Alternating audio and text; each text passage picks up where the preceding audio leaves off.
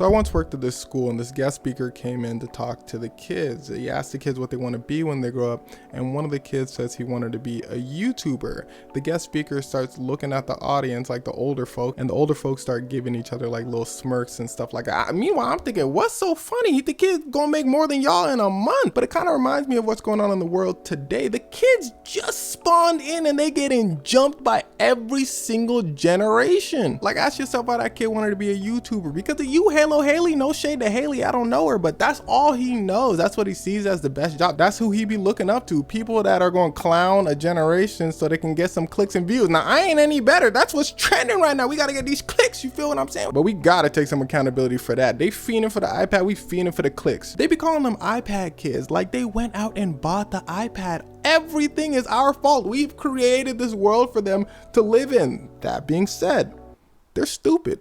Now, two things could be true at one time. Sure, it's not their fault. They're stupid. They don't got like the free will like that, but I mean, hell. But in all honesty, it's their attention spans that aren't very long. And it'd be easy to blame it on iPads and iPhones, but well, yeah, that's what it is. It's the iPads and iPhones. iPads and phones are the new toys. Every time I go to my brother's house and I bring out my phone, my niece be trying to grab on it like it's a phone. Like, it's a magic light box that gives you anything in the world that you want. Why would you want to play with a Barbie when you could see Barbie do a jig for you on camera? You feel what I'm saying? Like, when we was kids, we had to create our imaginary worlds, and we would have phones and stuff like on the side, but like we already spawned in having to create our own worlds. Their worlds are created for them. Now, on top of that, you take that and then you bring them over to the teachers, and the teachers are like, what am I supposed to do with this?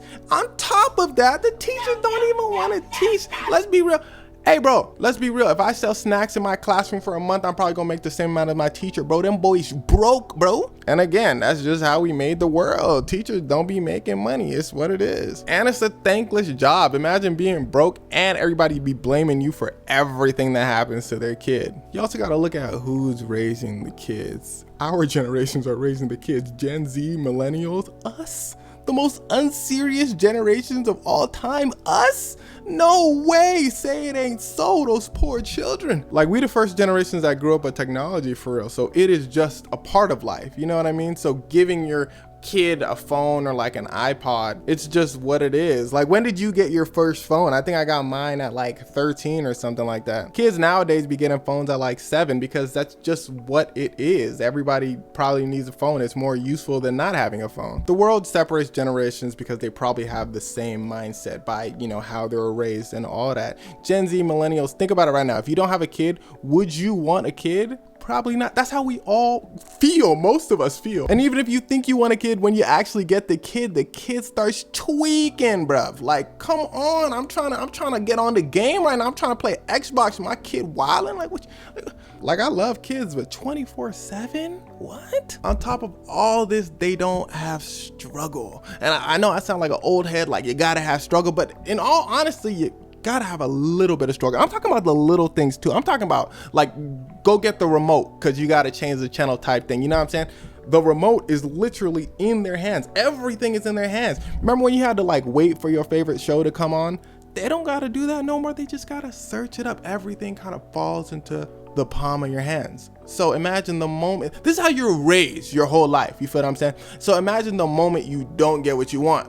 It doesn't click. It doesn't register. Why am I not getting what I want? I'm gonna rage out if I don't get what I want. I've been getting everything I wanted, and now you're telling me I just can't have it? We should give ourselves a pat on the back as humans. I mean, we've done it, right? Like, we don't gotta hunt for food. We don't gotta do any of this. Like, even recreation, we can have it at the palm of our hands. We've done it big, but it's coming with some consequences. It's what it is. They're raised in a fast world of getting everything they want at that moment. So patience is probably very tough. Speaking of patience, we got to be patient with the next generation. We could clown them all day, but at the end of the day, we've put their lives on hard mode.